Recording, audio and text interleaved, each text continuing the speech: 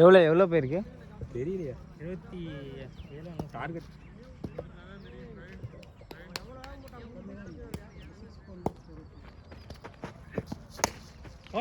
Run இருக்குடா, ஓடுறா.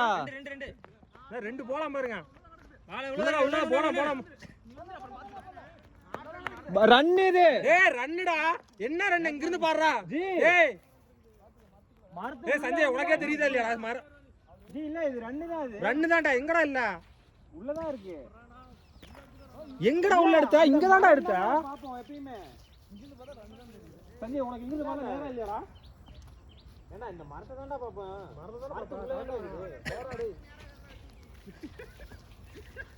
நீங்க மோசன மாதிரி இருக்குனா